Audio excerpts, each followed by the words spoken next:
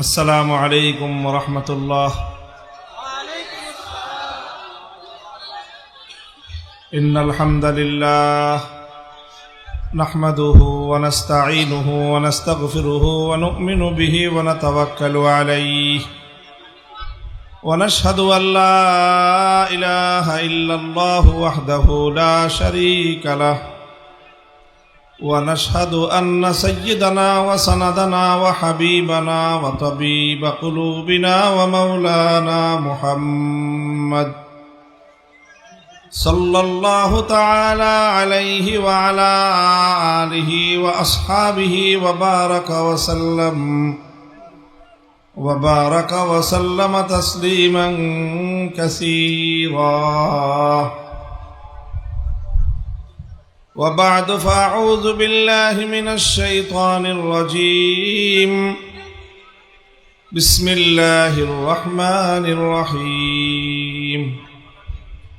إن الذين قالوا ربنا الله ثم استقاموا تتنزل عليهم الملائكة ألا تخافوا ولا تحزنوا وأبشروا بالجنة التي كنتم توعدون نحن أولياؤكم في الحياة الدنيا وفي الآخرة ولكم فيها ما تشتهي أنفسكم ولكم فيها ما تدعون نزلا من غفور رحيم. بارك الله لنا ولكم في القرآن العظيم ونفعنا وإياكم بالآيات والذكر الحكيم. اللهم صل على محمد وعلى آل محمد كما صليت على إبراهيم وعلى آل إبراهيم إنك حميد مجيد. اللهم بارك على محمد وعلى آل محمد كما باركت على إبراهيم وعلى آل إبراهيم إنك حميد مجيد. محترم হযরত উলামায়ে কেরাম, সম্মানিত শ্রদ্ধাভাজন আমার মুরব্বী সাহেবান, সমবেত ইসলাম প্রিয়, কোরআন প্রেমিক, নবী প্রেমিক, তাওহীদি মুসলমান ভাই ও বন্ধুগণ, পর্দার অন্তরালে অবস্থানরত আমার সম্মানিত মা ও বোনেরা, নলচক মাদ্রাসার উদ্যোগে আয়োজিত আজকের এই মাহফিলে আল্লাহ পাক আমাদেরকে আসার এবং বসার তৌফিক দিয়েছেন। উলামায়ে কেরাম এবং নেক লোকদের সোহবতে কিছু মূল্যবান সময় আমাদেরকে অতিবাহিত করার তৌফিক দিয়েছেন। এরপরে আল্লাহর কোরআন এবং নবীর হাদিস থেকে উলামাদের জুবানে কিছু আলোচনা করবার এবং শুনবারও তৌফিক দিয়েছেন। এই সবগুলোই আল্লাহর পক্ষ থেকে আমাদের উপর মেহেরবানি। এই জন্য আল্লাহ রাব্বুল আলামিনের দরবারে শুকরের হাদিয়া পেশ করি, আলহামদুলিল্লাহ।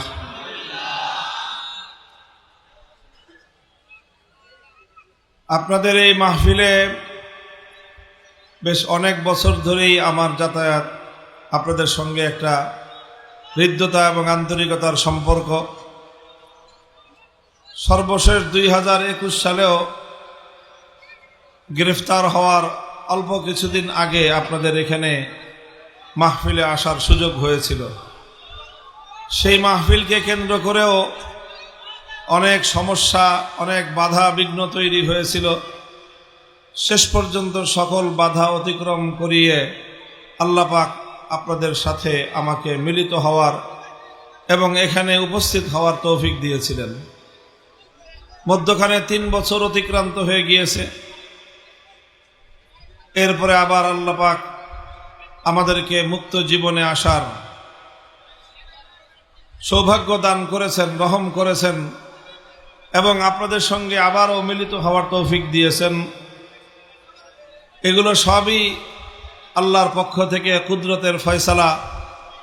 আমরা আল্লাহ পাকের প্রতিটি সিদ্ধান্তের উপর রাজি আর সন্তুষ্ট আছি। আল্লাহর কাছে আমরা দরখাস্ত করি, আবেদন করি, আল্লাহ যেন আমাদের উপর রাজি আর খুশি হয়ে যান। মোহতারাম হাজিরিন, অনেক বড় মজমা, বহু মানুষের এখানে উপস্থিতি।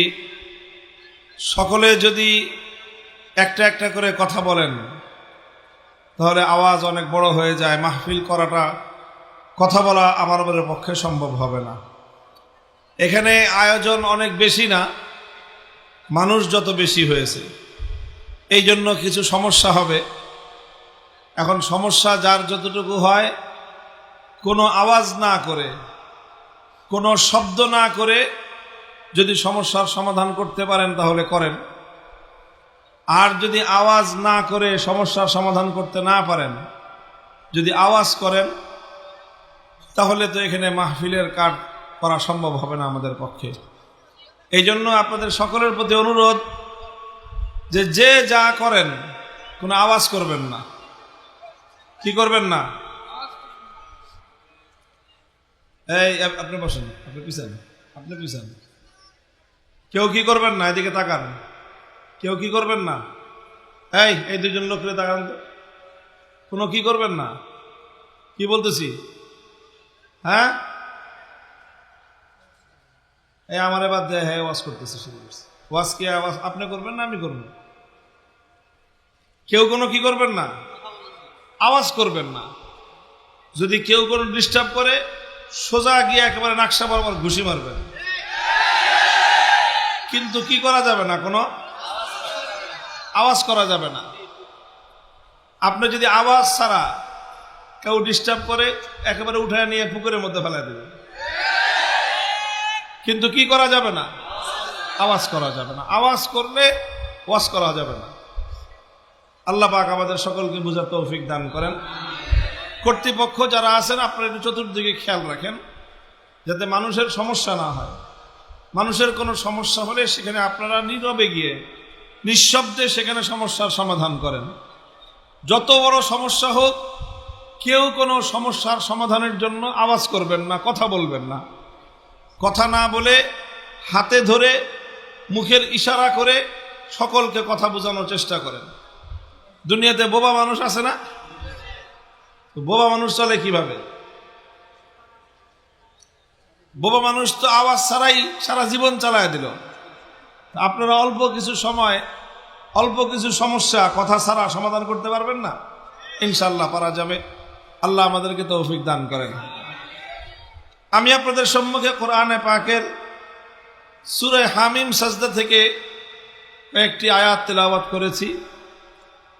আমার তেলাওয়াতকৃত আয়াতগুলোর মধ্যে আল্লাহ পাক রব্বুল আলামিন মুমিনদের জন্য, ইমানদারদের জন্য অনেক বড় একটা সুসংবাদ দান করেছেন, অনেক বড় সুসংবাদ।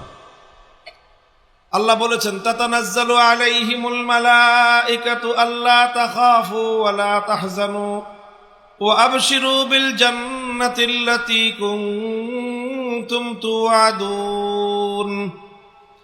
মানুষের জীবনের সবচেয়ে কঠিন মুহূর্ত হলো মানুষ যখন মৃত্যুর মুখোমুখি হয়। মৃত্যু এসে যখন মানুষের দুয়ারে হাজির হয়, ওই সময়টা হলো একজন মানুষের সবচেয়ে কঠিন সময়, কঠিন মুহূর্ত।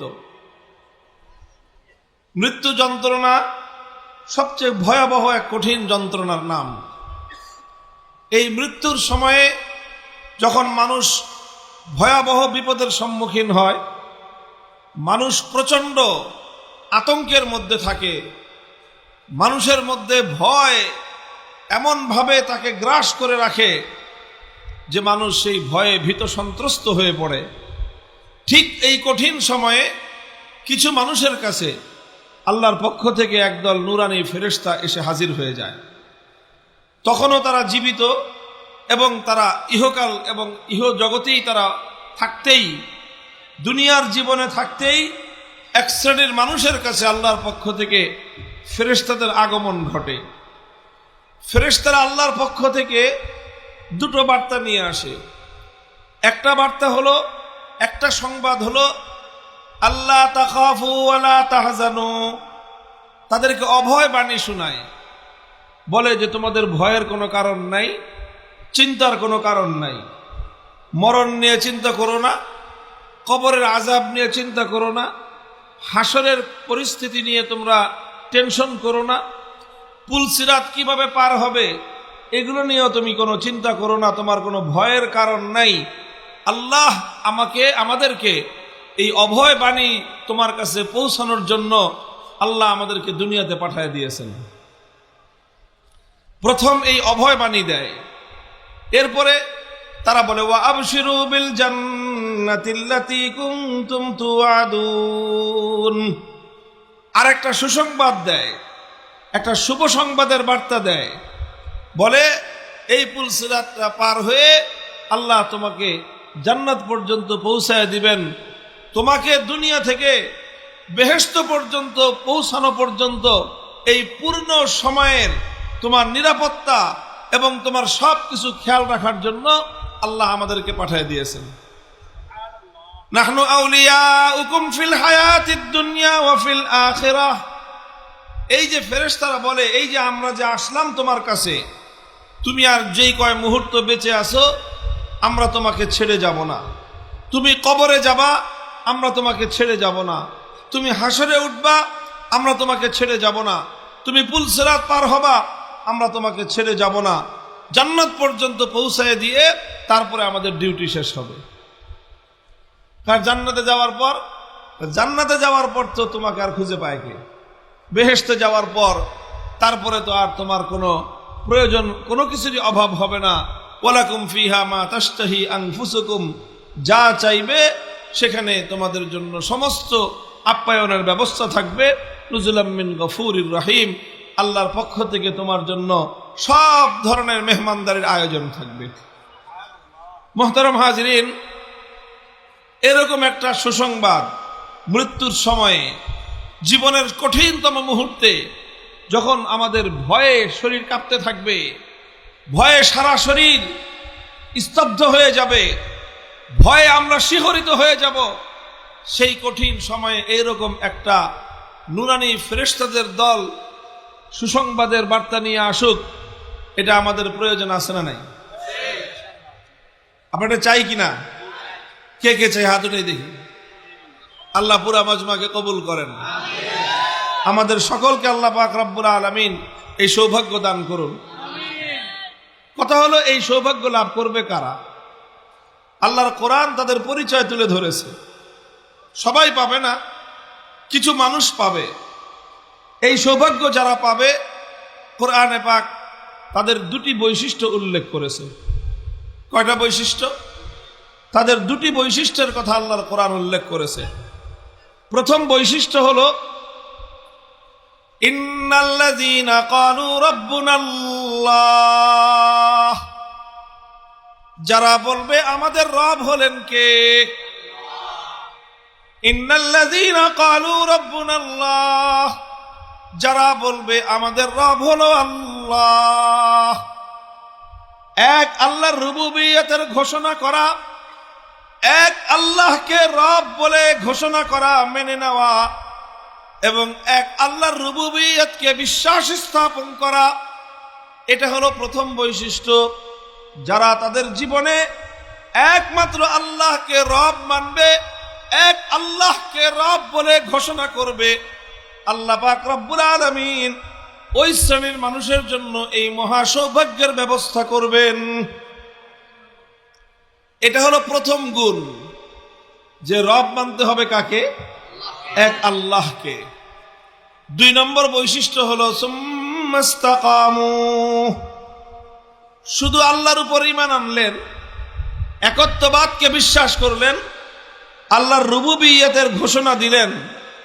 এই এক ঘোষণা দিয়েই শেষ নয়, বরং দ্বিতীয় বৈশিষ্ট্য হলো মৃত্যু পর্যন্ত এই ঘোষণার উপর অটল এবং অবিচল থাকতে হবে। কোরআনের শব্দ হলো ইস্তাকামু, অর্থাৎ ইস্তেকামতের সাথে থাকতে হবে। শব্দটা আমরা সকলেই যদি কোরআনে পাকের একটা পরিভাষা, আরবি একটা পরিভাষা মুখস্থ করি, খারাপ হবে না ভালো হবে? তাহলে বলেন আমার সাথে, ইস্তেকামত। ইস্তেকামতের সাথে থাকতে হবে। কিসের সাথে? ইস্তেকামত শব্দের অর্থ হলো অটলতা, অবিচলতা। ইস্তেকামত অর্থ কি? অর্থাৎ অটল থাকতে হবে, অবিচল থাকতে হবে, পাহাড়ের মতো দৃঢ় এবং মজবুত থাকতে হবে। অনেক মানুষ তাদের ঈমান হয় কচু পাতার পানির মতো। কচু পাতার পানি বুঝেন? কচু পাতার পানি মানে দেখতে খুব সুন্দর লাগে। কচু পাতার উপর যদি এক ফোঁটা পানি থাকে, একটু পানি থাকে, তো সেই পানিটা এটা মুক্তার মতো দেখতে সুন্দর লাগে। কিন্তু দেখতে যতই সুন্দর লাগুক, কচু পাতার উপর এই পানির কোনো স্থায়িত্ব নাই। সামান্য একটু বাতাসের ঝাপটা যদি এসে লাগে আর পাতাটা যদি একটু কাত হয়ে যায়, তাহলে মুক্তার মতো দেখতে ওই পানিটা আর কচু পাতার উপর থাকতে পারে না। মুহূর্তের মধ্যে সেটা পড়ে যায় এবং সেই পানি আর খুঁজে পাওয়া যায় না। তাহলে কচু পাতার উপরে পানি দেখতে সুন্দর লাগে। দেখতে সুন্দর লাগলে কি হবে? এই পানির কিন্তু কোনো স্থায়িত্ব নাই।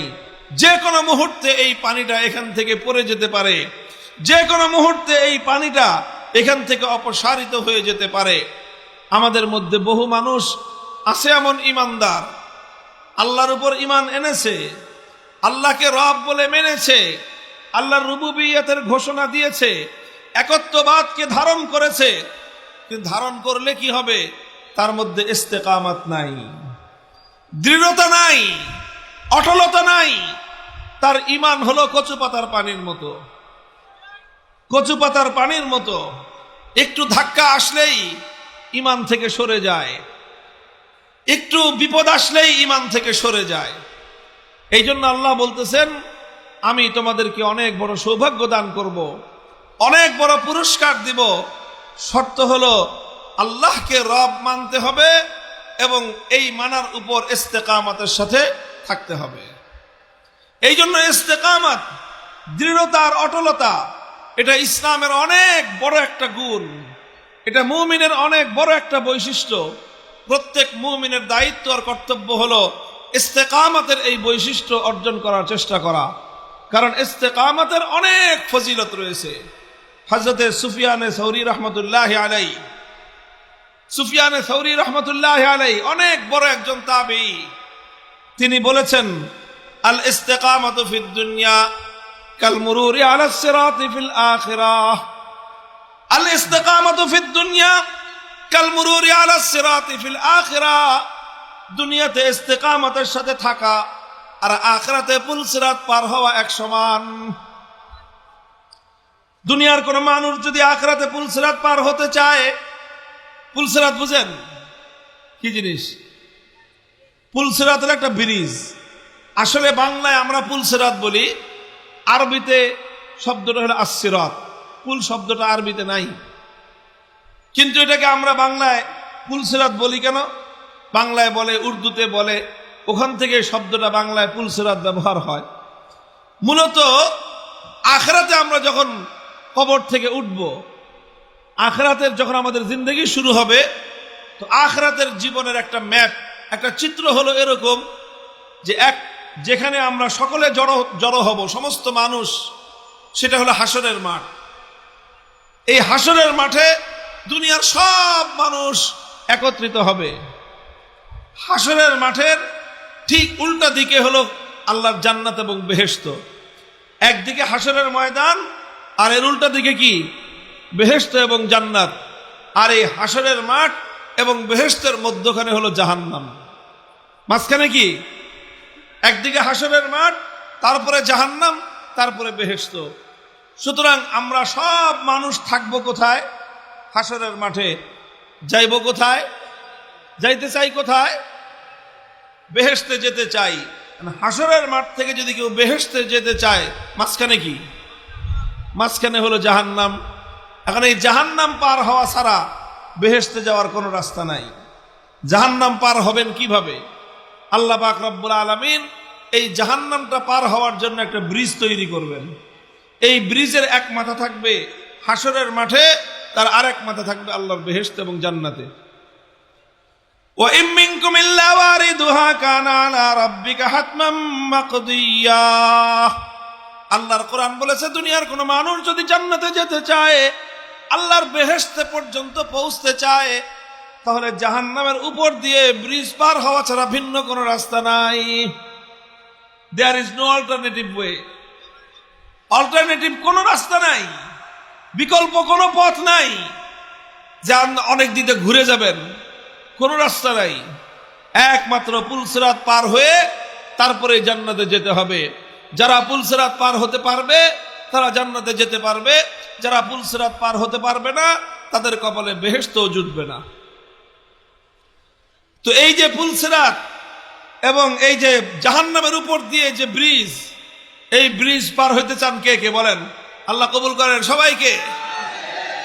হযরত সুফিয়ান সাউরি রাহমাতুল্লাহি আলাইহি বলেন, আখিরাতে এই হাসরের মাঠ থেকে আল্লাহর জান্নাত পর্যন্ত যাওয়ার জন্য যেই ব্রিজ, যেই পুল নির্মিত আছে, যেই সিরাত এবং যেই রাস্তা নির্মিত হয়েছে, এই রাস্তা দিয়ে যদি কেউ জাহান্নামের থেকে অতিক্রম করে আল্লাহর জান্নাত পর্যন্ত পৌঁছতে চায়, তাহলে তার জন্য উপায় হলো আল ইস্তিকামাতু ফিদ দুনিয়া কাল মুরুরি আলাস সিরাতি ফিল আখিরাহ। দুনিয়াতে যে ইস্তিকামতের সাথে থাকবে, আখিরাতে সে পুলসিরাত পার হতে পারবে। যে আখিরাতে পুলসিরাত পার হতে চায় সে যেন দুনিয়াতে ইস্তিকামতের সাথে থাকে। ইস্তিকামত দৃঢ় থাকা, ঈমানের উপর অটল থাকা, ঈমানের উপর অবিচল থাকা, ঈমানের উপর অনড় থাকা, এটা মুমিনের অনেক বড় বৈশিষ্ট্য। এই বৈশিষ্ট্য ছাড়া মুমিন প্রকৃত অর্থে মুক্তি এবং নাজাত লাভ করতে পারবে না। এই জন্য শাইখুল ইসলাম ইবনে তাইমিয়া রাহমাতুল্লাহি আলাইহি বলেছেন, আল ইস্তিকামাতু আফজালুল কারামা। এই পৃথিবীতে অনেক মানুষের অনেক কারামতি আছে। কারামতি তো বুঝেন, ওয়া কারামাতুল আউলিয়া হাক্কুন। আমরা আল্লাহ ওয়ালাদের কাছ থেকে নানা রকম কারামাত দেখতে পাই, জানতে পাই, শুনতে পাই। আল্লাহ ওয়ালাদেরকে আল্লাহ পাক রব্বুল আলামিন কারামাতের এই বৈশিষ্ট্য আল্লাহ দান করেন যে তাদের অনেক অলৌকিক আল্লাহ পাক রব্বুল আলামিন সক্ষমতা দান করেন। এটাকে বলা হয় কারামাত, বাংলায় আমরা বলি কেরামতি। শাইখুল ইসলাম ইবনে তাইমিয়া রাহমাতুল্লাহি আলাইহি বলেন, আকাশে শূন্যের উপর দিয়ে উড়ে যাওয়া এটা বড় কারামত নয়, আগুনের উপর দিয়ে হেঁটে যাওয়া এটা বড় কারামত নয়, মুহূর্তের মধ্যে এক দেশ থেকে আরেক দেশে চলে যাওয়া এটা বড় কারামত নয়। বরং এই পৃথিবীতে মানুষের জন্য সবচেয়ে বড় কারামত হলো একজন মানুষ যদি ইস্তিকামতের সাথে অটল আর দৃঢ় থাকতে পারে, সেটাই হলো দুনিয়ার সবচেয়ে বড় কারামত।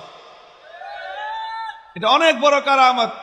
হযরত জুনায়েদ বাগদাদী রাহমাতুল্লাহি আলাইহি সম্পর্কে তার জীবনীতে পাওয়া যায় যে এক লোক জুনায়েদ বাগদাদীর অনেক কথা শুনেছে, অনেক নাম শুনেছে তার, সারা দুনিয়ার মানুষের কাছে ওনার সুপরিচিতি, সুখ্যাতি, মনে করছে অনেক বড় বুজুর্গ তিনি, না জানি তার কত কারামত থাকবে। তো ওই লোকটা জুনায়েদ বাগদাদীকে দেখার জন্য, পরখ করার জন্য আসছে যে অনেক বড় আল্লাহওয়ালা, অনেক বড় বুজুর্গ, তাহলে ওনার অনেক কারামত থাকবে, ওনার সঙ্গে কিছুদিন থাকি আর ওনার কারামত আমি একটু দেখি। সে লোকটা অনেক দিন থাকছে, মনে করেন 30-40 দিন, এক চিল্লা পর্যন্ত থাকছে। থাকার পরে লোকটা হতাশ হয়ে সে জুনায়েদ বাগদাদীকে বলতেছে যে হুজুর, আমি তো আসছিলাম অনেক আশা নিয়ে। কি আশা নিয়ে? শুনছি মানুষ আপনাকে অনেক বড় আল্লাহওয়ালা বলে, আপনি নাকি অনেক বড় বুজুর্গ। তো এই জন্য আমি আসছিলাম, মনে করছি এত বড় আল্লাহওয়ালা, এত বড় বুজুর্গ, না জানি তার কত রকম কারামত থাকবে। সে তো কোনো সময় মাটির উপর দিয়ে হাঁটবেই না, সে আকাশ দিয়ে উড়ে যাবে, পানির নিচ দিয়ে চলে যাবে, আগুনের উপর দিয়ে হাঁটে যাবে। এইসব কত রকম কেরামতি দেখবো, এই আশা নিয়ে আমি আসছিলাম। কিন্তু একটা মাস থাকলাম, কোনো কেরামতি তো আপনার দেখলাম না। আপনি কি বুজুর্গ হইলেন? জুনায়েদ বাগদাদী রাহমাতুল্লাহি আলাইহি লোকটাকে বুঝতে পারলেন যে এই লোকটা তো আসলে প্রকৃত মানুষের নেককারী, প্রকৃত মানুষের দিনদারি কি সেটা বুঝতেই পারে নাই। তাকে বোঝানোর জন্য বললেন, আচ্ছা ঠিক আছে, তুমি হতাশ হয়ে ফিরে যাচ্ছ, যাও, কিন্তু যাওয়ার আগে আমাকে একটা প্রশ্নের উত্তর দাও।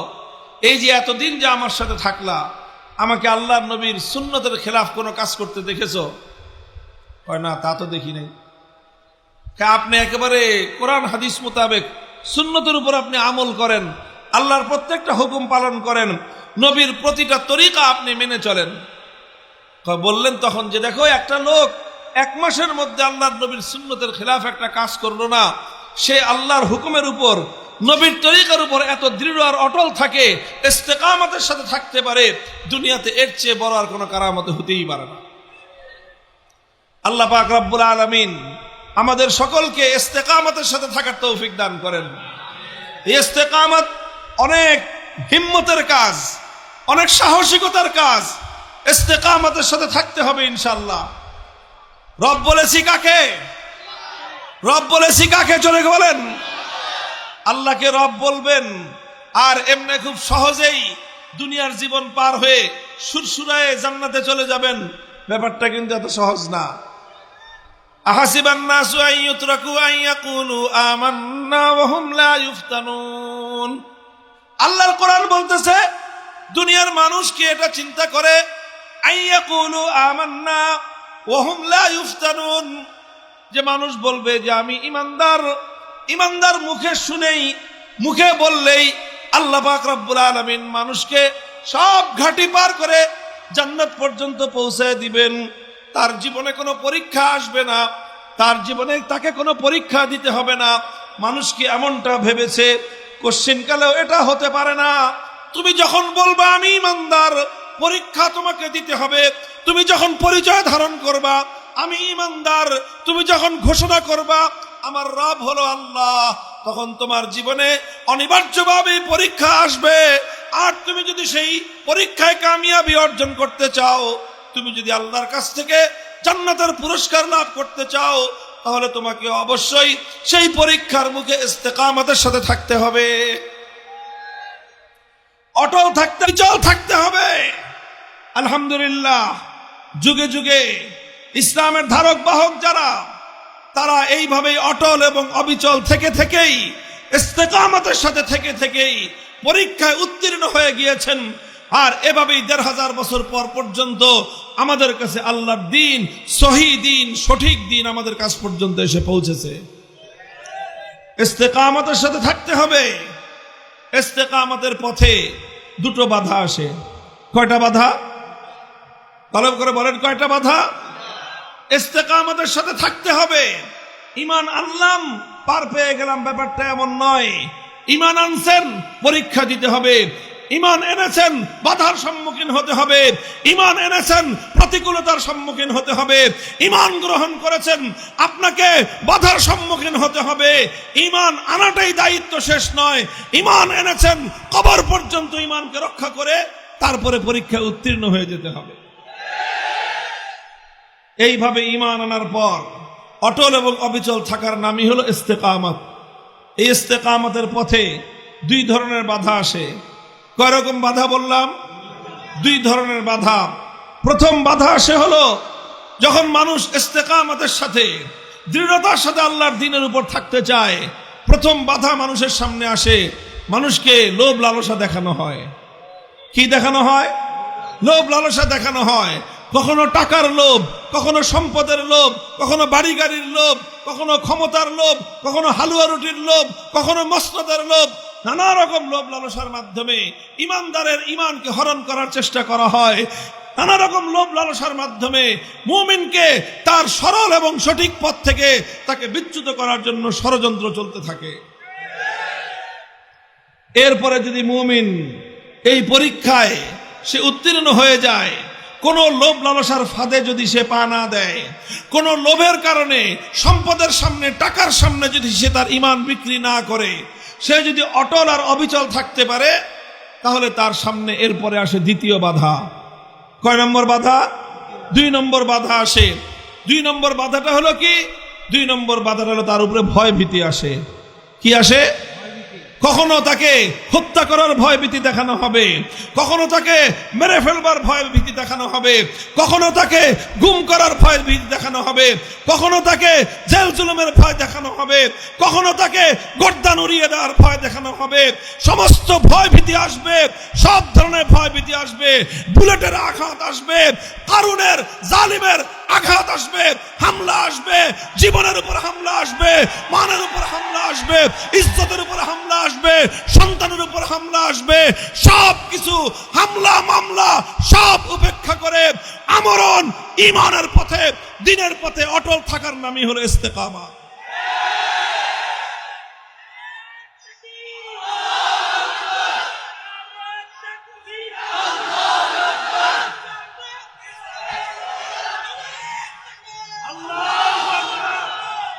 প্রথম বাধা কি বললাম? লোভ লালসা। 2 নম্বর বাধা ভয় ভীতি। প্রথমে আসবে লোভ লালসা। যারা লোভের সামনে কাত হয়ে যাবে, লোভের সামনে যারা আত্মসমর্পণ করবে, লালসার সামনে, দুনিয়ার স্বার্থের সামনে যারা পরাজিত হয়ে যাবে, তাদের জীবনে কোনো ভয় ভীতি নাই, তাদের জীবনে কোনো সমস্যা আসবে না। দুনিয়াতে তাদের সামনে সব ধরনের সুযোগ সুবিধা, বাতিল শক্তি, ইসলাম বিরোধীরা তার সমস্ত সুযোগ সুবিধা করে দিবে। আর যারা এই লোভ লালসার সামনে ঈমান বিক্রি করবে না, যারা লোভ লালসার সামনে মাথা নত করবে না, যারা লোভ লালসার ফাঁদে পড়ে নিজেদের ঈমানকে ধ্বংস করবে না, মনে রাখতে হবে শুধু লোভ লালসার পরীক্ষা দিয়েই উত্তীর্ণ হওয়া যাবে না। অধিকাংশ ক্ষেত্রে দ্বিতীয় বাধা আসবে। সেই বাধার নাম হলো ভয় আসবে, ভীতি আসবে, হুমকি আসবে, হামলা আসবে, মামলা আসবে, এমনকি জীবন দেওয়া লাগতে পারে, রক্ত দেওয়া লাগতে পারে। সব কিছু দিতে হলেও নিজের মধ্যেই হিম্মত রাখতে হবে, দিলে সব দিব, জীবন দিলেও দিতে পারি, ঈমান ছাড়তে পারবো না। মুহতারাম হাজিরিন, বলতেছিলাম ১৫০০ বছর পর্যন্ত ঈমান মুসলমানদের কাছে এমনিতে আসে নাই। আল্লাহর এই জমিনে ঈমান এমনি টিকে নাই। আল্লাহর এই জমিনে আল্লাহর দ্বীন এত সহজেই টিকে থাকে নাই।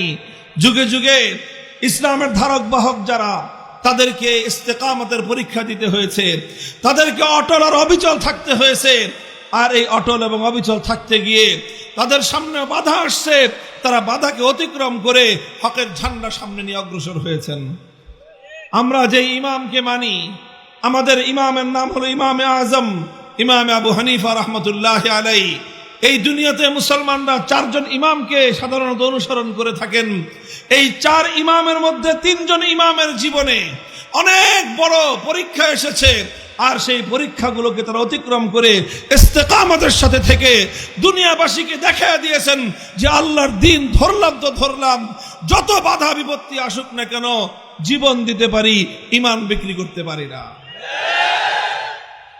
ইমাম আবু হানিফা রহমতুল্লাহ আলাইহির সামনে ওনার সময়ের যে শাসক ছিল, যে জালেম অত্যাচারী শাসক ছিল, সে অনেক জালেম ছিল, অত্যাচারী ছিল, সে মানুষের উপর জুলুম করত। এই জুলুমের বিরুদ্ধে দেশে সমাজে ব্যাপকভাবে মানুষের মধ্যে ক্ষোভ তৈরি হলো। সে জালেম চিন্তা করলো এই মানুষের ক্ষোভ প্রশমন করার জন্য একটা কৌশল হতে পারে যে ইমাম আবু হানিফা, যার প্রতি মানুষের ব্যাপক শ্রদ্ধা এবং ভালোবাসা আছে, এই আবু হানিফাকে যদি আমার দলে ভিড়াতে পারি তাহলে আমার প্রতি মানুষের ক্ষোভ একটু কমবে। এই জন্য সময়ের শাসক ইমাম আবু হানিফা রহমতুল্লাহ আলাইহির কাছে প্রস্তাব করলো। কি প্রস্তাব?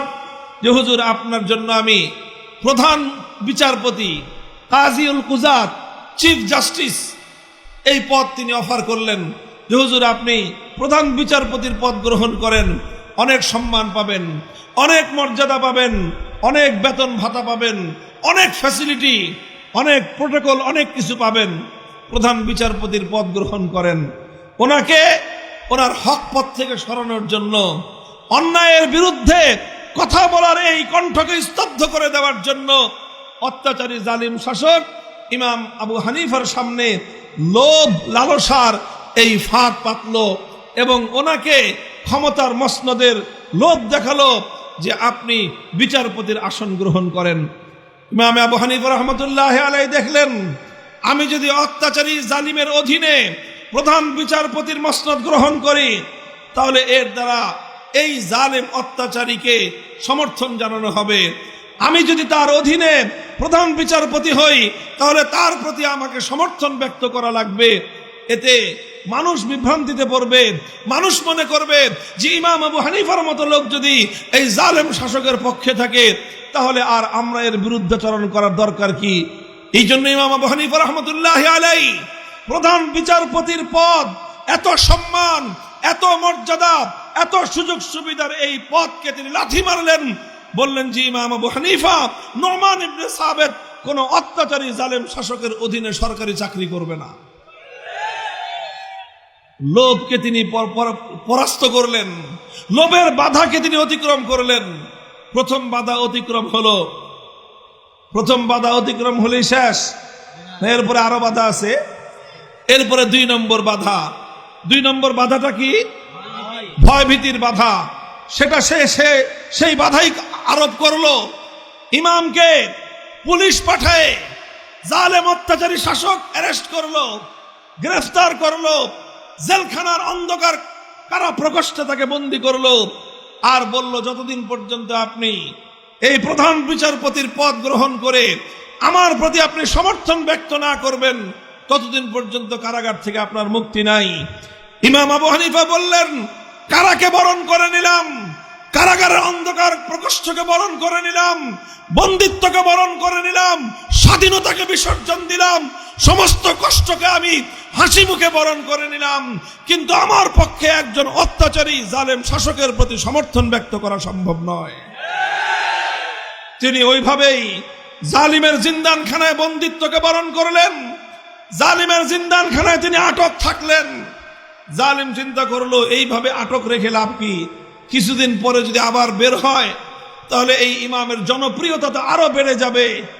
এই জন্য শেষ পর্যন্ত ঐতিহাসিকরা লেখে সে কারাগারের মধ্যে ইমামে আবু হানিফার বিরুদ্ধে ষড়যন্ত্র শুরু করলো, আর ষড়যন্ত্রমূলক ভাবে ইমামের খাবারের সঙ্গে বিষ মিশ্রিত করে, বিষ প্রয়োগ করে কারাগারের অন্ধকার 4 দেয়ালের মধ্যখানে ইমামে আজম এই পৃথিবীর ইতিহাসে, ফিকহের ইতিহাসে সর্ববৃহৎ সবচেয়ে বড় ইমামকে, এই পৃথিবীর সবচেয়ে বড় জামাতের ইমাম, যিনি পৃথিবীর সবচেয়ে বেশি মানুষ যার অনুসরণ করে, যার মাযহাব মানে, সেই মহান ইমাম ইমামে আজম নুমান ইবনে সাবিত ইমাম আবু হানিফা রাহমাতুল্লাহি আলাইহিকে শেষ পর্যন্ত বিষ প্রয়োগ করে শহীদ করা হয়েছে, হত্যা করা হয়েছে।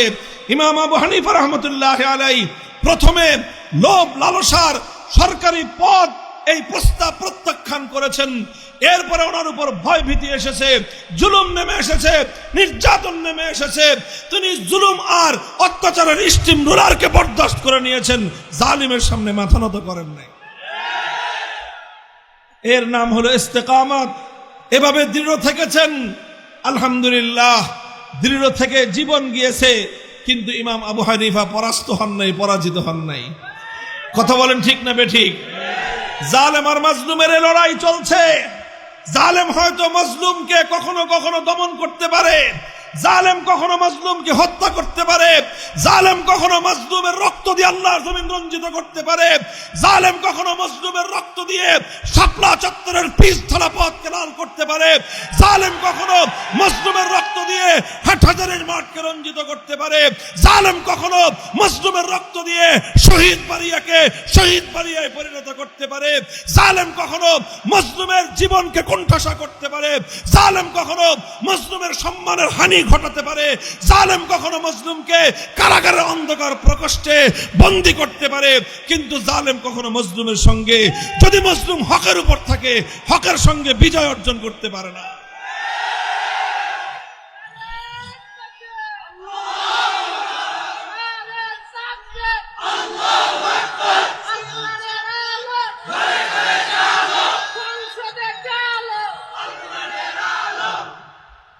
মুহতারাম হাজিরিন, এটা শুধু এক ইমাম আজম আবু হানিফার ইতিহাস নয়।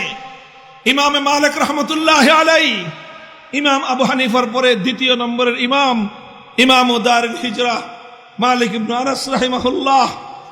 এই ইমামে মালিক রাহমাতুল্লাহি আলাইহি যুগের শাসক, অত্যাচারী শাসক, তার সঙ্গে বেঁধে গেল মাসলা নিয়ে টক্কর।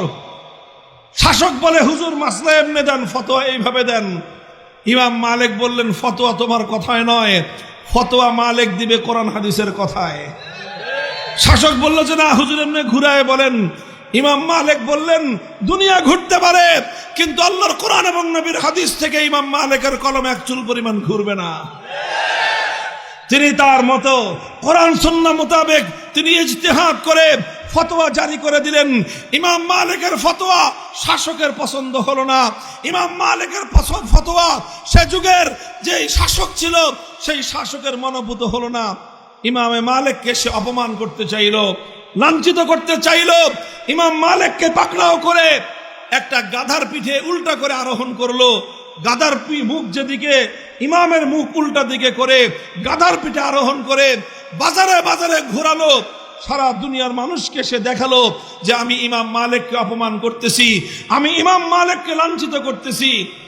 গাধার পিঠে আরোহণ করাটা এটা সেই যুগে ছিল লাঞ্ছনার একটা লক্ষণ। মানুষ ঘোড়ার পিঠে আরোহণ করে, মানুষ হাতির পিঠে আরোহণ করে, মানুষ কখনো কখনো উটের পিঠে আরোহণ করে, সর্বোচ্চ মানুষ খচ্চরের পিঠে আরোহণ করে, কিন্তু গাধার পিঠে সাধারণত মানুষ আরোহণ করে না। গাধার পিঠে মাল বহন করা হয়, আবার সেই গাধার পিঠে উল্টা দিকে মুখ করায় আরোহণ করানো, এটা ছিল লাঞ্ছনা। যেমন আমাদের সমাজে কাউকে অপমান করতে চাইলে, লাঞ্ছিত করতে চাইলে গলার মধ্যে জুতার মালা দেওয়া হয়। বলেন, গলার মধ্যে জুতার মালা তো দেওয়া হয়েছে, এই মালা দিয়ে কি সম্মান বাড়ে না সম্মান কমে? মালা যদি কাউকে দেওয়া হয় জুতার, তাহলে জুতার মালা গলায় দিলে তাহলে এটাকে অপমান করা হয়, এটা লাঞ্ছনা হয়, এটা অসম্মান হয়। ঠিক ওই যুগে গাধার পিঠে উল্টা দিকে আরোহণ করালে একজন ব্যক্তির সর্বোচ্চ অপমান হতো, সর্বোচ্চ অসম্মান হতো। সময়ের অত্যাচারী শাসক ইমামে মালিকের ফতোয়া পছন্দ না হওয়ার কারণে, ইমাম মালিকের মাসলা তার পছন্দ হয় নাই, এই জন্য সেই ইমাম মালিককে সর্বোচ্চ লাঞ্ছিত করতে চেয়েছে, তার সম্মান ধুলায় মিশিয়ে দিতে চেয়েছে। ইমামে মালিক তার সম্মানকে কোরবান করে দিয়েছেন, আল্লাহর কোরআনের মাসলার ব্যাপারে কোনো আপোষ করেন না। আজ ১৫০০ বছর পরে, ১৩০০ বছর পরে যদি দুনিয়ার মানুষকে জিজ্ঞাসা করেন ইমাম মালিকের সম্মান কতটুকু আর সে যুগের শাসকের সম্মান কতটুকু, সারা দুনিয়ার মানুষ বলবে ১,০০০ নয়, লক্ষ কোটি শাসক যদি একত্রিত করা হয় ইমামে মালিকের পায়ের ধুলার সমান মূল্য হবে না। আল্লাহ পাক ইমামে মালিকের সম্মান বৃদ্ধি করেছেন না সম্মান কমিয়ে দিয়েছেন? আল্লাহর দ্বীনের জন্য যারা তোমার সম্মান কমাতে চাবে, আল্লাহর কসম খেয়ে বলি, তোমার ইজ্জত সারা দুনিয়ার মানুষ কমাতে চাইলো তোমার সম্মানের জিম্মাদার হবেন আমার আল্লাহ। কুল ইন্নাল ইজ্জাতা লিল্লাহি জামিআ, সমস্ত সম্মান কার হাতে? কুলিল্লাহুম্মা মালিকাল মুলক তুতিল মুলকা মান তাশা ওয়া তানজিউল মুলকা মিম্মান তাশা ওয়া তুইজ্জু মান তাশা ওয়া তুযিল্লু মান তাশা। মালিক তুমি আল্লাহ, রাজত্ব তোমার হাতে, যাকে ইচ্ছা ক্ষমতা দাও, যার কাছ থেকে ইচ্ছা ক্ষমতা কেড়ে নাও, যাকে ইচ্ছা তুমি সম্মান দাও, যাকে ইচ্ছা তুমি অপমান করো, আর তুমি যাকে ইজ্জত দাও দুনিয়ার কেউ তাকে অপমান করতে পারে না। মুহতারাম হাজিরিন, এ কথা বলছি, যুগের উলামায়ে কেরাম কথাগুলি ভালো করে বুঝবেন। আমাদের এই যুগে ইমাম মালিক ফিরে আসবে না। আমাদের এই যুগে যদি কেউ কল্পনা করেন ইমাম আবু হানিফা আবার জন্ম নিবে, এটা হবে না। তবে এই যুগে যারা অত্যাচারী শাসক, এই যুগের যারা অত্যাচারী জালেম, তাদের এরকম ডিমান্ড পয়দা হবে, তাদের চাহিদা তৈরি হবে। সেই যুগের শাসকরা নিজেদের অপকর্মকে বৈধ করার জন্য যেরকম ইমাম আবু হানিফাকে তার দলে ভিড়ায়ে প্রধান বিচারপতি হওয়ার প্রস্তাব দিয়েছিল, এই যুগেও জালেম অত্যাচারীরা নিজেদের অপকর্মকে বৈধতা দেওয়ার জন্য আলেম সমাজকে তাদের পাশে গিয়ে চেয়ার গ্রহণ করার অফার করবে। হ্যাঁ, দেশ জাতির স্বার্থে কখনো প্রয়োজন হলে উলামায়ে উম্মত বিভিন্ন মসনদ, বিভিন্ন দায়িত্ব নিতে পারে, কিন্তু কোন সময় কোন জালেম, কোন অত্যাচারীকে বৈধতা দেওয়ার জন্য কোন আলেমের জন্য সরকারি পদ গ্রহণ করা বৈধ হবে না। তখন সেখানে ইমাম আবু হানিফা রাহমাতুল্লাহ আলাইহির আদর্শ অনুসরণ করতে হবে। কখনো আপনার মাসলা, কখনো আপনার মাসালা, আপনার ফতোয়া শাসকের বিরুদ্ধে যেতে পারে। দুঃখ লাগে, বড় কষ্ট লাগে আমাদের এই কথাটা চিন্তা করলে। জালেমের জন্য দুঃখ লাগে না, দুঃখ লাগে ওই সমস্ত মানুষদের জন্য যারা জালেমদের অপকর্মকে আল্লাহর কোরআন এবং নবীর হাদিসের অপব্যাখ্যা দিয়ে বৈধতা দেওয়ার চেষ্টা করেছিল। আমাদের এই দেশে ভাস্কর্যের বিষয় নিয়ে বিতর্ক তৈরি হয়েছিল। আমরা পরিষ্কার ভাষায় বলেছিলাম, যে কোনো ব্যক্তির ভাস্কর্য হোক, এটা মূর্তি, আর কোন প্রাণীর মূর্তি বানানোর অবকাশ ইসলামের মধ্যে নাই। শরীয়তের মধ্যে নাই। সুতরাং এই মূর্তি এটা হিন্দুয়ানি সংস্কৃতি, মূর্তি এটা শিরকি সংস্কৃতি, মূর্তি এটা আল্লাহর একত্ববাদ বিরোধী সংস্কৃতি। দ্ব্যর্থহীন ভাষায় আমরা কথা বলেছিলাম, আমাদের মতো আরো অনেকেই বলেছিলেন যে এইভাবে মুসলমানদের জনপদে, মুসলিম দেশের স্থানে স্থানে, বিভিন্ন পয়েন্টে পয়েন্টে, বিভিন্ন গুরুত্বপূর্ণ স্থাপনায় কোন ব্যক্তির মূর্তি বানাবেন, এটা ইসলাম সমর্থন করে না।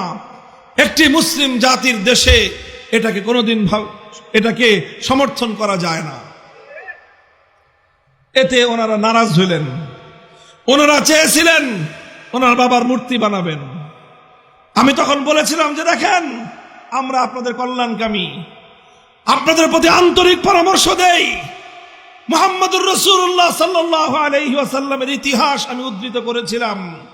আমি বলেছিলাম আমার নবী যেদিন মক্কা বিজয় করলেন, মক্কায় আসলেন, পবিত্র বাইতুল্লাহর সামনে আসলেন, ওয়াহাউলাহু 360 নুসবান।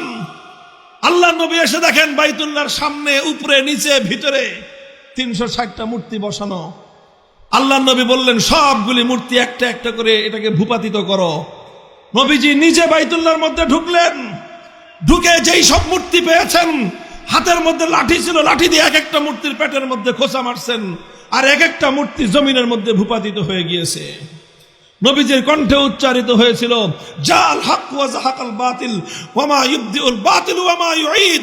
হক এসেছে, বাতিল অপসারিত হয়ে যাবে ইনশাআল্লাহ। মক্কার মাটিতে আর কোনোদিন এই মূর্তি নামক বাতিলের স্থান হবে না। আল্লাহর নবীর সামনে একটা মূর্তি আনা হলো বাইতুল্লাহর ভিতর থেকে, যে মূর্তিটা ইব্রাহিম আলাইহিস সালামের নামে বানানো। কার মূর্তি? নাউজুবিল্লাহ, ইব্রাহিম আলাইহিস সালামের মূর্তি বানানো। আল্লাহর নবী ইব্রাহিম আলাইহিস সালামের বানানো মূর্তি দেখে সবচেয়ে বেশি ক্ষিপ্ত হলেন, সবচেয়ে বেশি রাগান্বিত হলেন। ইব্রাহিম আলাইহিস সালাম আমাদের নবীর সম্পর্কে কি হয় জানেন? পূর্বপুরুষ। ইব্রাহিম আলাইহিস সালামের সন্তান ইসমাইল আলাইহিস সালাম, সেই ইসমাইল আলাইহিস সালামের বংশ পরম্পরার সন্তান হলেন মুহাম্মদুর রাসূলুল্লাহ সাল্লাল্লাহু আলাইহি ওয়াসাল্লাম। এই জন্য আমাদের নবীর বাপ দাদা হলেন ইব্রাহিম এবং ইসমাইল আলাইহিস সালাম। আল্লাহর নবী নিজের বাপের মূর্তি দেখে খুশি হন নাই। নিজের বাবার মূর্তি নিজে বানাবেন তো দূরের কথা, আরেকজন বানিয়েছে এটা দেখেও খুশি হন নাই। বরং ইব্রাহিমের মূর্তি দেখে আল্লাহর নবী সবচেয়ে বেশি রাগান্বিত হয়েছেন। আল্লাহর নবী বলেছেন, কাতালাহুমুল্লাহ, ওই সমস্ত মানুষদেরকে আল্লাহ ধ্বংস করুক, ওদের উপর আল্লাহর অভিশাপ পড়ুক যারা ইব্রাহিম আলাইহিস সালামের মূর্তি বানিয়েছে। অথচ ইব্রাহিম আলাইহিস সালাম সারাটা জীবন কাটিয়েছেন এই মূর্তিকে ধ্বংস করার জন্য। আজ তারা কত বড় দুরাচার, কত বড় পাপিষ্ঠ, তারা সেই ইব্রাহিম আলাইহিস সালামের মূর্তি বানিয়ে ইব্রাহিমী আদর্শের সঙ্গে গাদ্দারি করলো। এই ইতিহাস বলে আমি বলেছিলাম যে দেখেন, নিজের পূর্বপুরুষদের মূর্তি বানানো এটা নবীজির আদর্শ নয়, বরং আমার নবীর আদর্শ হলো নিজের হাতে নিজের বাপদাদার মূর্তি ভেঙ্গে গুড়িয়ে দেওয়া। কাজেই কেউ যদি নিজের বাপদাদার মূর্তি ভাঙে, এটাই হবে আল্লাহর নবীর আদর্শ। আর যারা বাপদাদার মূর্তি বানায় তারা আবু জাহালের প্রেতাত্মা। কেন আমি আবু জাহালের অনুসারী বললাম? খুব খেপছেন, কাজ করবে আবু জাহালের মতো বললে ক্ষিপ্ত হবেন, রাগান্বিত হলেন। আমরা বললাম রাগ করে লাভ কি? আল্লাহর কোরআন এবং নবীর হাদিসে এর চেয়ে ভিন্ন কিছু বলার অবকাশ আমাদেরকে দেয় না। অনেক হুমকি আসলো, অনেক ধমকি আসলো, অনেক ঝুঁকি আসলো যে এই কথা তুমি প্রত্যাহার করো। আমি বললাম যে না, আমাদের এখান থেকে কথা প্রত্যাহার করার, এই কথা পরিবর্তন করার কোনো সুযোগ নাই। আমরা পরিষ্কার ভাষায় বলি, আমাদের কথা, আমাদের দায়িত্ব ছিল হক কথা বলে দেওয়ার। আমরা হক কথা জাতির সামনে তুলে ধরেছি। আমাদের দায়িত্ব ছিল শাসক গোষ্ঠীকে সঠিক পথ দেখিয়ে দেওয়ার। আমরা শাসক গোষ্ঠীকে পথ দেখিয়ে দিয়েছি। তবে মূর্তি ভাঙা এখন আমাদের দায়িত্ব না, আমাদের দায়িত্ব হলো পথ দেখিয়ে দেওয়া। আল্লাহ যদি কোনোদিন আমাদেরকে শক্তি দেন, শক্তি পাওয়ার প্রথম মুহূর্তে সমস্ত মূর্তি আমরা ভেঙে গুড়িয়ে দিব। এই কথাটা কেন বললাম? খুব ক্ষিপ্ত হলেন, খুব খেপলেন আমার উপরে। সংসদে দাঁড়িয়ে আমার নামে তিনি আমার নামে তিনি অপবাদ দিলেন, মিথ্যা রটনা করলেন, আমার সম্মান নষ্ট করার চেষ্টা করলেন। আমি মামুনুল হক একজন ব্যক্তির বিরুদ্ধে গোটা রাষ্ট্রযন্ত্র নিয়ে আওয়ামী জাহিলিয়াতের নেত্রী শেখ হাসিনা ঝাঁপিয়ে পড়লেন। আলহামদুলিল্লাহ, আল্লাহর উপর খাস রহমত হলো আমার উপরে। আমি দুর্বল মানুষ, কিন্তু এদেশের 100 বছরের বৃদ্ধ থেকে নিয়ে শুরু করে 4 থেকে 5 বছরের শিশুরা পর্যন্ত 5 ওয়াক্ত নামাজের পরে আমার জন্য দোয়া করলেন। আল্লাহর ঘর জিয়ারতকারীরা বাইতুল্লাহর গিলাফ ধরে ধরে আমার জন্য দোয়া করেছেন, মুলতাজামে দাঁড়িয়ে আমার জন্য দোয়া করেছে। হাজার হাজার কোরআনের খতম এদেশের নারী পুরুষরা ঘরে ঘরে আমার জন্য তেলাওয়াত করলেন। লক্ষ লক্ষ টাকা আমার মুক্তির জন্য মানুষ সাদাকা করলেন। অসংখ্য রাকাত নামাজ পড়ে তারা আমার জন্য আল্লাহর কাছে সাহায্য কামনা করলেন। এই লক্ষ মানুষের দোয়া আমি ভেসে গেলাম। আলহামদুলিল্লাহ, আলহামদুলিল্লাহ। আমার কথা প্রত্যাহার করতে হয় নাই। হয়তো 3 বছরের জুলুম বরদাস্ত করতে হয়েছে, হয়তো 3 বছরের জন্য কারা প্রকোষ্ঠে নিক্ষিপ্ত হতে হয়েছে, হয়তো কিছুদিনের জন্য অপবাদের বোঝা বহন করতে হয়েছে, হয়তো কিছুদিনের জন্য জালিমের রক্তচক্ষুতে পড়তে হয়েছে, কিন্তু আলহামদুলিল্লাহ হকের ঝান্ডা ধরে নিয়ে মাটির মধ্যে পড়েছিলাম। চূড়ান্ত বিজয় আল্লাহ আমাদেরকেই দান করেছেন, জালিমকে আল্লাহ উৎখাত করে দিয়েছেন।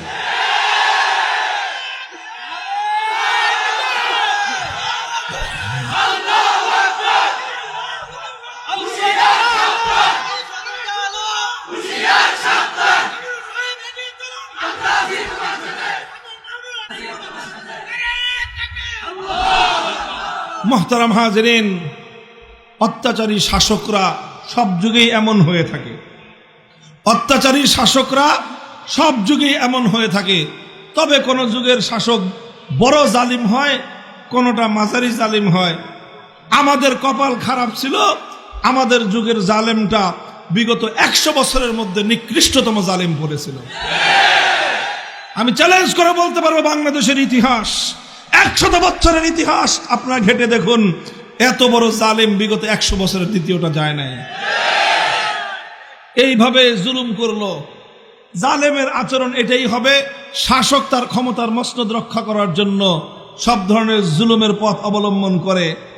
এটা না হয় মেনে নিলাম, কিন্তু মানতে কষ্ট হয় ওই সকল লোকদের কথা যারা আল্লাহর কোরআনের আয়াতগুলোকে অপব্যাখ্যা করে, আল্লাহর কোরআনের আয়াতগুলোর অপব্যাখ্যা করে, ইসলামের অমীয় বাণীগুলোর অপব্যাখ্যা করে সেই সময়ে অত্যাচারী জালেমের এই শিরককে বৈধতা দেওয়ার চেষ্টা করেছিলেন। খুঁজে খুঁজে বের করবেন ওই সমস্ত লোকগুলাকে, এদেরকে চিহ্নিত করবেন, কারণ এই সমস্ত লোকেরাই আল্লাহর দ্বীনের সবচেয়ে বড় ক্ষতির কারণ। মুহতারাম হাজিরিন, বলেছিলাম ইমামে আজম আবু হানিফা রাহমাতুল্লাহি আলাইহি তাকে লোভ দিয়ে, লালসা দিয়ে, দুনিয়ার স্বার্থ দিয়ে হকের পথ থেকে বিচ্যুত করার চেষ্টা করা হয়েছে। তিনি স্বার্থকে জলাঞ্জলি দিয়েছেন, ইমানকে জলাঞ্জলি দেন নাই।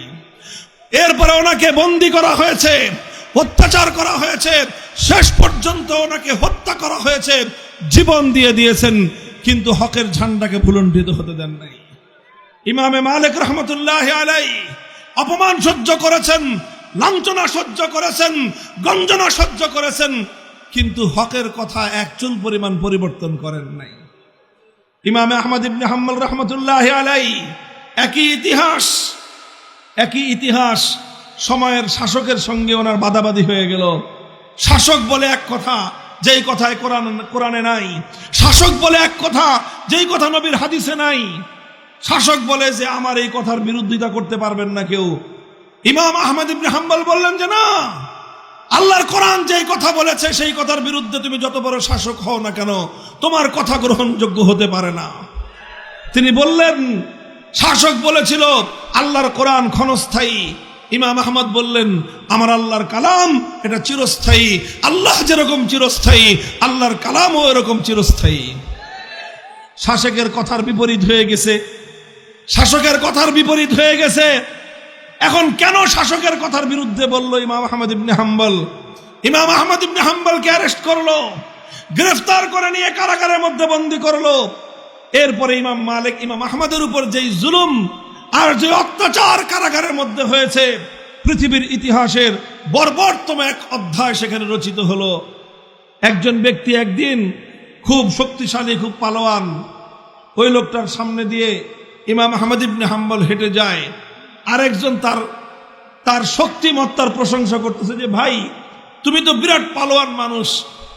তখন সে ইমাম আহমদ ইবনে হাম্বলকে দেখায় বলে যে আরে ভাই আমরা কি পালোয়ান, এই যে হুজুর দেখতেছো হ্যাংলা পাতলা জীর্ণ শীর্ণ হুজুরটা, আমি আমার জীবনে এই হুজুরের মতো পালোয়ান মানুষ দেখি নাই। বলে কি বলো, এই হুজুরকে দেখতে তো মরারটা লাগে, উনি আবার এত পালোয়ান হলেন কিভাবে? তখন সে বলল যে দেখো ইতিহাস আমি নিজে প্রত্যক্ষদর্শী, যে আমি এই কারাগারের একজন জল্লাদ ছিলাম, কারাগারে একজন জল্লাদ ছিলাম। বাদশার পক্ষ থেকে, শাসকের পক্ষ থেকে আমাদের 10 জন লোক নিয়োগ ছিল। আমাদের দায়িত্ব ছিল এক এক দিন যে আমরা একজনের পরে একজন এই আহমদ ইবনে হাম্বলকে বেত্রাঘাত করব। একজন ক্লান্ত হয়ে গেলে বেত্রাঘাত করতে করতে করতে করতে ক্লান্ত হয়ে যেতাম, দ্বিতীয় জন শুরু করত, দ্বিতীয় জন মারতে মারতে ক্লান্ত হয়ে গেলে তৃতীয় জন শুরু করত। আমরা একে একে 10টা লোক এই লোকটাকে বেত্রাঘাত করতে করতে আমরা ক্লান্ত হয়ে যেতাম, কিন্তু মায়ের খাইতে খাইতে আল্লাহর বান্দা ক্লান্ত হতো না। তার মুখে একটাই কথা থাকতো, ইতুনি বিকিতাবিল্লাহি ওয়া সুন্নতি রাসূলিহি আত্তাবিকুম। আহমদ ইবনে হাম্বলকে জুলুম করে তার মুখ থেকে অন্যায় স্বীকৃতি নিবা কোশ্চেন কালেও সম্ভব না। আল্লাহর কোরআনের দলিল আনো, আল্লাহর নবীর হাদিসের দলিল আনো। আমাকে আঘাত করা লাগবে না, আমাকে কিছু বলা লাগবে না, কোরআন হাদিসের কথা আমি সানন্দে চিত্তে গ্রহণ করব। আর কোরআনের বিরুদ্ধে কথা, নবীর হাদিসের বিরুদ্ধে কথা মারতে মারতে আমাকে টুকরো টুকরো করতে পারবা। আমার শরীরের প্রতিটি টুকরো থেকে, আমার শরীরের প্রতি ফোঁটা রক্ত থেকে আল্লাহর কোরআনের কথা, নবীর সুন্নাহর আদর্শের কথা উচ্চারিত হবে।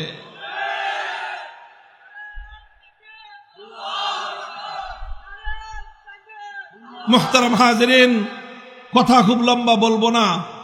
আমরা শেষ যুগের মানুষ, দেখেন আমরা শেষ যুগের মানুষ, এমনি আখেরি নবীর উম্মত, আবার আখেরি নবীরও আখেরি যুগের উম্মত। আমরা দুর্বল, আমাদের পক্ষে কঠিন পরীক্ষা দিয়ে পাশ করা বড় কঠিন। এই জন্য আমরা আল্লাহর কাছে সবসময় দোয়া করি, আল্লাহুম্মা ইন্না নাসআলুকাল আফিয়াহ, আল্লাহুম্মা ইন্না নাসআলুকাল আফওয়া ওয়াল আফিয়াহ ওয়াল মুআফাত আদ-দাইমাতা ফিদ দুনিয়া ওয়াল আখিরাহ। আয় আল্লাহ, আমাদেরকে তুমি আফিয়াতের জীবন দান করো, তুমি আমাদেরকে কঠিন পরীক্ষার সম্মুখীন করো না। তবে হিম্মত রাখতে হবে, আল্লাহ যতটুকু পরীক্ষার সম্মুখীন আমাদেরকে করবেন, ইনশাআল্লাহ আমরা যদি হকের ঝান্ডা ধারণ করতে পারি, আল্লাহর সাহায্য আমাদেরকে পাশে থাকবে, আল্লাহর সাহায্য আমাদের পাশে থাকবে। হে মুসলমান, এই জন্য একটু উঠে দাঁড়াও, একটু হিম্মত করো, আরেকটা ধাক্কা দাও। এই সমাজ থেকে সকল অন্যায়, সকল অবিচার, সকল তাগুত, সমস্ত বাতিল ইনশাআল্লাহ নির্মূল হয়ে যাবে, নির্মূল হয়ে হকের ঝান্ডা সমুন্নত হবে। তোমাদেরকে ইস্তেকামতের সাথে থাকতে হবে, অটল থাকতে হবে, অবিচল থাকতে হবে।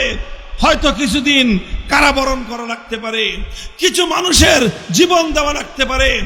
আরে জীবন তো প্রতিদিনই কিছু মানুষের যাচ্ছে, কথা বলেন, যাচ্ছে কি যাচ্ছে না? কত রোড অ্যাক্সিডেন্টে মানুষ মারা যাচ্ছে, কত জায়গায় দুর্ঘটনার শিকার হয়ে মানুষ মারা যাচ্ছে, কত মানুষ, ইয়াং মানুষ, 35 বছরের যুবক, সুস্থ তাগড়া যুবক হঠাৎ হার্ট অ্যাটাক করে মারা যাচ্ছে। অসংখ্য অগণিত ঘটনা, আগুন লেগে শত শত মানুষ মারা যাচ্ছে, পানিতে ডুবে শত শত মানুষ মারা যাচ্ছে, দুর্ঘটনার শিকার হয়ে শত শত মানুষ মারা যাচ্ছে। প্রতিদিন হাসপাতালগুলোতে রোগে আক্রান্ত হয়ে শত শত মানুষ মারা যাচ্ছে। জীবন যখন পেয়েছি, জন্ম যখন নিয়েছি, মরতেও তো একদিন হবে। শপথ করো, মরবো তো একদিন ইনশাআল্লাহ। যেদিন আমার মৃত্যু নির্ধারিত সময়, সেদিনই আমি মরবো, তার আগে মরতে চাইলেও মরা যাবে না। ভয় কিসের?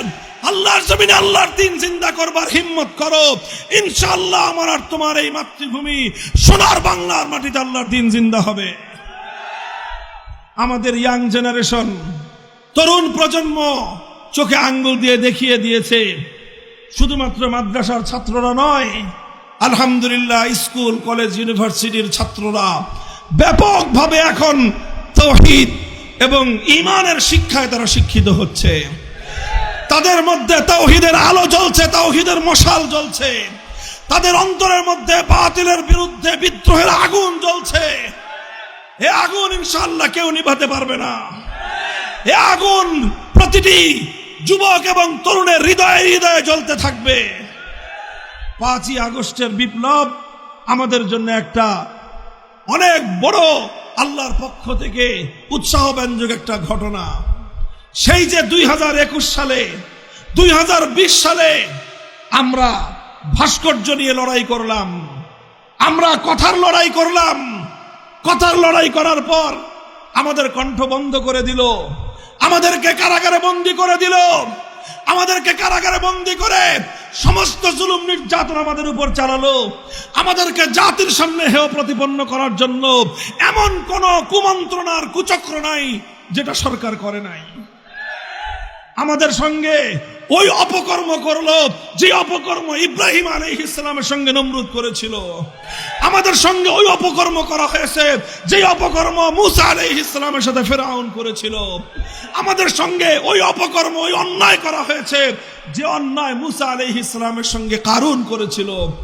আমাদের সঙ্গে ওই অবিচার করা হয়েছে মুনাফিক সর্দার আব্দুল্লাহ ইবনে উবাই আল্লাহর নবীর বিরুদ্ধে যে ষড়যন্ত্র করেছিল। এভাবে অনেক ষড়যন্ত্র করেছে, আমরা কথা বলতে পারি নাই। আমাদেরকে কোর্টে যখন তুলতো, আমাকে কোর্টে তুলবার সময় আমাদের চরম আপত্তির মুখেও একটা হেলমেট পরাতো, বুলেট প্রুফ জ্যাকেট পরাতো। আর এইভাবে জ্যাকেট পরায়, হেলমেট পরায়, হাতের মধ্যে হ্যান্ডকাপ লাগায় মিডিয়ার সামনে আমাদেরকে তুলে ধরতো। অনেক কাকুতি মিনতি করতাম যে হেলমেটটা দিয়েন না, বলতাম, অনুরোধ করতাম জ্যাকেট পরায় জাতির সামনে আমাদেরকে এভাবে অপমান করার চেষ্টা করেন না। পুলিশরা অনেক সময় চোখের পানি ছেড়ে দিয়ে বলতো যে হুজুর কিছুই করার নাই, উপরের অর্ডার, উপরের অর্ডার। আরে এমনও দৃশ্য দেখেছি আমরা, কোর্টের গারদে 15 জন 20 জন বন্দী আছে, সকলের জন্য খাবার আসতেছে। ওই সমস্ত বন্দীরা আমাকে একটু আপ্যায়ন করতে চায়। পুলিশরা বলতো যে সবাই রে খাওয়ান, কিন্তু হুজুরদের খাবার দিতে পারবেন না। কেন? সিসিটিভিতে দেখতেছে, যদি ওনাকে কেউ খাবার দিচ্ছেন দেখা যায় আমাদের একটারও চাকরি থাকবে না। এইভাবে দিনের পর দিন, এইভাবে 3টা বছর এক একটা করে দিন কেটেছে। এক একটা দিন মনে হয়েছিল হাসরের মাঠের দিনের মতো। আমরা এগুলো সহ্য করেছি, আলহামদুলিল্লাহ, আলহামদুলিল্লাহ সহ্য করেছি। এর বিনিময়ে এই দিয়েছেন আল্লাহ পাক 2024 সালের 5ই আগস্ট দুপুর বেলায় আমাদেরকে কোথাও মাহফিল করতে হয় নাই, কোথাও মঞ্চ করতে হয় নাই, কোথাও সমাবেশ করে মূর্তির বিরুদ্ধে আমাদেরকে কোনো কথা বলতে হয় নাই। আমাদের সেই 4 বছর আগের কথাগুলো আল্লাহ পাক টেকনাফ থেকে তেতুলিয়া প্রত্যেকটা ইমানদারের হৃদয়ের মধ্যে ঝংকার তুলে দিয়েছেন।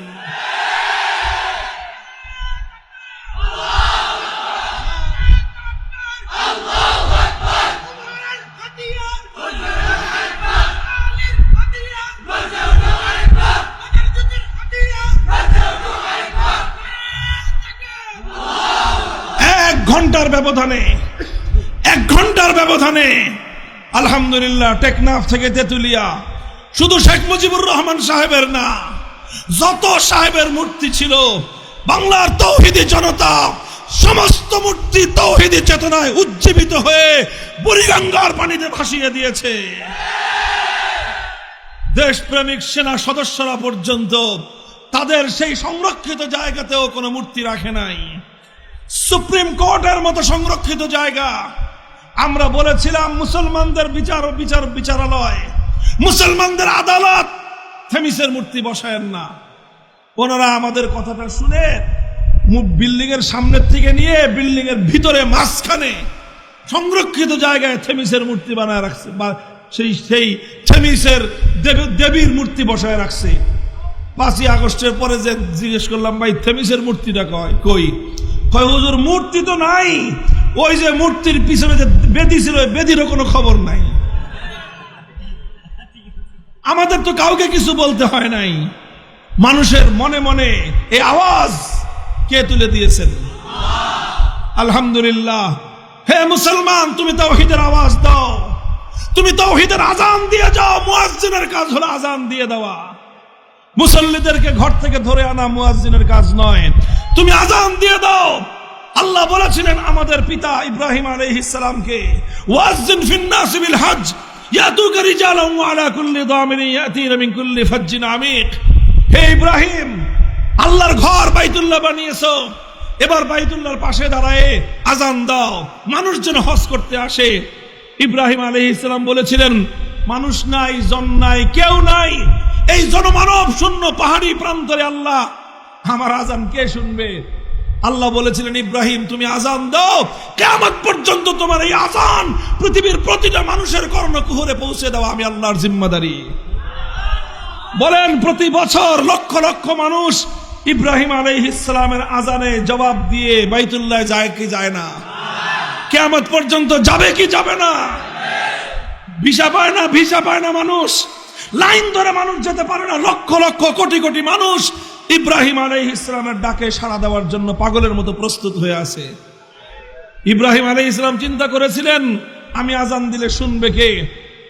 ইব্রাহিম আলাইহিস সালামের পর হাজার হাজার বছর পরেও সেই আজান শোনার মানুষ দুনিয়াতে আছে না নাই?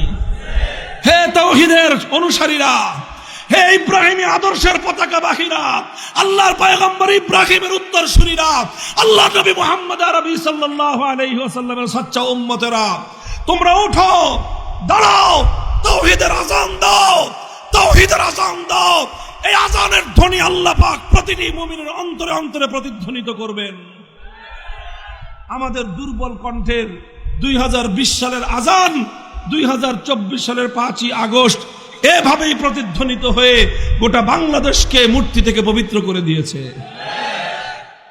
ভবিষ্যতে যারা জুলুম করবেন ইতিহাসগুলো পড়ে নেবেন, ভবিষ্যতে ইতিহাসগুলো পড়ে নেবেন। ওলামায়ে কেরামকেও বলবো, ইনশাআল্লাহ সুম্মা ইনশাআল্লাহ মাথায় পাগড়ি বাঁধেন, আল্লাহর দ্বীনের জন্য নিজেদেরকে একটু পেশ করেন। আল্লাহ তো আমাদের কাছ থেকে ইমাম আবু হানিফার মতো এত কঠিন পরীক্ষা নেবেন না, আল্লাহ আমাদের কাছ থেকে ইমাম মালিক আর ইমাম আহমদের মতো এত কঠিন পরীক্ষা নেবেন না। আমরা দুর্বল, আমরা একটু কদম উঠাই, একটু সাহস করি, আল্লাহ পাক ইনশাআল্লাহ সাহায্য করবেন এবং হকেরই বিজয় হবে ইনশাআল্লাহ। কথা বলেন ঠিক না বেঠিক? মুহতারাম হাজিরিন, ইনশাআল্লাহ এভাবে আল্লাহর দ্বীনের জন্য প্রস্তুত আছি তো? প্রস্তুত আছেন তো? 5ই আগস্টের বিপ্লব মনে রাখবেন, এটাকে যে যেইভাবে ব্যাখ্যা করুক না কেন, এটাকে যে যেভাবে বিশ্লেষণ করুক না কেন, 5ই আগস্টের যে অভ্যুত্থান, এর যে বিপ্লব, এই বিপ্লবের যেই দৃশ্য সারা দুনিয়া দেখেছে, একটা দৃশ্যই দেখার মতো হয়েছে, সেই দৃশ্যটা হলো মূর্তির অপসারণ। কাজেই 5ই বিপ্লবের আইকনিক যে সিম্বল, 5ই আগস্ট বিপ্লবের আইকনিক সিম্বল হলো মূর্তির বিরুদ্ধাচরণ। এদেশের মানুষ মূর্তিকে বরদাস্ত করে না। হিন্দুরা তাদের মন্দিরে মূর্তি রাখবে, সেটা তাদের ধর্মীয় ব্যাপার, ওটা নিয়ে আমাদের আপত্তি নাই। কিন্তু মুসলিম জনপদে রাষ্ট্রীয়ভাবে কোনো মূর্তি বানানো যাবে না। যদি আবার কেউ অপকর্ম করে, আবার শাহজালালের উত্তরসূরিরা আবার গৌর গোবিন্দের বিরুদ্ধে মাঠে নামবে ইনশাআল্লাহ। হ্যাঁ, প্রস্তুত আছেন তো? পাহারাদারি করবেন, পাহারাদারি। আমি একটা কথা আমি এই গ্রেফতারের আগেও বলতাম, এখনো বলি, এই দেশে আমরা ভাড়াটিয়া হিসেবে থাকবো না। এটা খরিদা সূত্রে জমিনের মালিক আমরা, টাকা দিয়ে কিনি নাই, বুকের রক্ত দিয়ে কিনেছি। 200 বছর পর্যন্ত ইংরেজদের বিরুদ্ধে লড়াই করেছে আমাদের পূর্বপুরুষরা, স্বাধীনতার সংগ্রাম করেছে আমাদের পূর্বপুরুষরা। হাজী শরীয়তুল্লাহ তিতুমিররা এমনিতেই লড়াই করে নাই, আল্লাহর দ্বীন কায়েম করার জন্য লড়াই করেছে। আর সেই স্বাধীন ভূখণ্ডে উড়ে এসে তোমরা জুড়ে বসবা, আমাদের কাছ থেকে ভাড়া চাইবা, একেবারে হাত ভেঙ্গে ধরায় দিব হাতের মধ্যে। হিম্মত নিয়ে থাকবেন এদেশে। জোরে কথা কই, কয় হুজুর খালি জোরে কথা কয়। বেটা আমি কই জোরে কথা বলুন না তো? তোরা যারা গায়রুল্লাহর কথা বলিস, তোরা যারা মাখলুকের কথা বলিস, তোদের কথা বিড়ালের মতো হবে, আমাদের কথা সিংহের মতো হবে। কারণ আমরা তো ওই রবের কথা বলি, আসমান আর জমিনের মধ্যে যেই রবের চেয়ে বড় আর কেউ নাই। আল্লাহ বলেছিলেন ইয়া আইয়ুহাল মুদ্দাসসির কুম ফানজির ওয়া রাব্বাকা ফাকাব্বির ওয়া সিয়াবাকা ফাতাহহির ওয়ার রুজজা ফাহজুর। আমার নবী কম্বল গায়ে দিয়ে ঘুমায় আছে, আল্লাহ ডাক দেখেন হুজুর উঠেন উঠেন, আরে কম্বল ফালান, আপনার রবের বরত্বের কথা ঘোষণা দেন, চাদর ফালায় দেন, এই জমিনে যত মূর্তি আছে সমস্ত মূর্তির হাত থেকে আমার জমিনকে মুক্ত করেন। কাজেই যারা আল্লাহু আকবার বলবে, যারা বলবে আল্লাহ সবচেয়ে বড়, তার আওয়াজ হবে সবচেয়ে বড়। আর যারা আল্লাহর আইনের বিরুদ্ধে কথা বলবে, যারা আল্লাহর দ্বীনের বিরুদ্ধে কথা বলবে, বড় কণ্ঠে কথা বলতে দেখলেই ওর কণ্ঠ চাইপা ধরবেন। বেটা চোরার কথা বলস, আবার জোরে কথা কিসের? একমাত্র ইসলামের কথা জোরে হবে, আর ইসলাম বিরোধী সমস্ত কথা বিড়ালের মতো মিমু করে বলবা। হ্যাঁ, সূত্র ঠিক আছে কিনা? সূত্র এটা মনে রাখবেন। হযরত ওমর ফারুক রাদিয়াল্লাহু আনহুর সূত্র এটাই ছিল, আলাসনা আলাল হাক্কি ওয়া হুম আলাল বাতিল, আলাইসা কাতলানা ফিল জান্নাতি ওয়া কাতলাহুম ফিন নার। হক আর বাতিলের যখন লড়াই হয় তখন হকের ঝান্ডাবাহীরা মারা গেলে জান্নাতে যাবে, আর বাতিলপন্থীরা মরলে যাবে জাহান্নামে।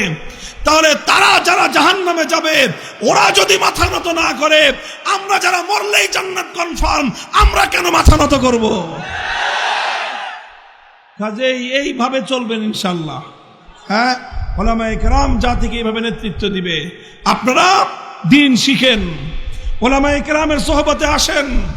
কোন একজন সাধারণ মানুষ যেন কোনো আলেমের সঙ্গে সম্পর্ক ছাড়া না থাকেন। আলেমদের সাথে সাধারণ মানুষ সম্পর্কহীন থাকলে এটা হলো ওই বকরির মতো, যেই বকরি রাখালের আওতার বাইরে থাকে। যেই বকরি রাখালের আওতার বাইরে থাকে সেই বকরিকে নেকড়ে কেড়ে নিয়ে যায়। যেই সাধারণ মানুষেরা উলামায়ে কেরামের সাথে সম্পর্ক ছিন্ন থাকে, ওই সাধারণ মানুষদেরকে শয়তান শিকার করে নিয়ে যায়। খবরদার, উলামায়ে কেরাম থেকে দূরে সরবেন না। জীবনের সকল কাজে আলেমদের কাছ থেকে দিক নির্দেশনা নেবেন, সমস্ত কাজে উলামায়ে কেরামের কাছ থেকে দিক নির্দেশনা নেবেন, উলামায়ে কেরামের কাছ থেকে রাহনুমাই নেবেন। আলেমরা যেভাবে বলবে সেভাবেই জীবন যাপন করবেন, ইনশাআল্লাহ সাহায্য করবেন কে? দ্বীন শিখবেন নিজেরা, সন্তানদেরকে দ্বীন শেখাবেন, সন্তানদেরকে দ্বীন শেখাবেন। অনেক প্রয়োজন সামনে আলেমের, অনেক প্রয়োজন। বিপ্লব আসতেছে ইনশাআল্লাহ, ইনশাআল্লাহ বিপ্লব আসতেছে। এই জমিনের বিধান হবে আল্লাহর কোরআনের সংবিধান ইনশাআল্লাহ। কোরআনী সংবিধান অনুযায়ী রাষ্ট্র পরিচালনা করার জন্য অনেক লোকের দরকার পড়বে। কাজেই সন্তানদেরকে আলেম বানান। যারা আলেম হতে না পেরেছেন, দ্বীন শিখেন। ইনশাআল্লাহ এই দেশটা, এই ভূমিটা, এই জনপদ আল্লাহর কোরআনের দ্বারাই শাসিত হবে ইনশাআল্লাহ। দাওয়াত এবং তাবলীগে ওলামাদের সঙ্গে যাবেন, আলেমদের নেতৃত্বে সেখানে গিয়ে 3 দিন সময় দিবেন, সেখানে চিল্লা দিবেন, দ্বীন শিখবেন, ইসলাম শিখবেন, আর হৃদয়ের মধ্যে হকের যে আলো সেটা প্রজ্বলিত করবেন। আলেমদের সঙ্গে যোগাযোগ রাখবেন ইনশাআল্লাহ সুম্মা ইনশাআল্লাহ। আল্লাহ চাহে তো আমাদের এই দেশ, আমাদের এই ভূমি, আমাদের এই জনপদ অচিরেই পূর্ণাঙ্গ ইসলামী শাসনের আওতায় পরিচালিত হবে। আমরা ইস্তেকামতের সাথে থাকবো সকলে। আল্লাহ কবুল করুন, তৌফিক দান করেন।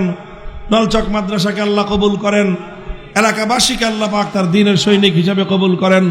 ওয়া আখিরু দাওয়ানা আলহামদুলিল্লাহি রাব্বিল আলামিন। আসসালামু আলাইকুম ওয়া রাহমাতুল্লাহ। সুবহানাল্লাহি ওয়া বিহামদিহি সুবহানাল্লাহিল আযীম। اللهم صل على محمد وعلى آل محمد كما صليت على إبراهيم وعلى آل إبراهيم إنك حميد مجيد। আয় আল্লাহ ইলাহুল আলামিন রব্বুল আলামিন, আমাদের মাহফিলকে আপনি কবুল ফরমান। দীর্ঘ সময় পর্যন্ত উলামায়ে কেরামের কাছ থেকে আয় আল্লাহ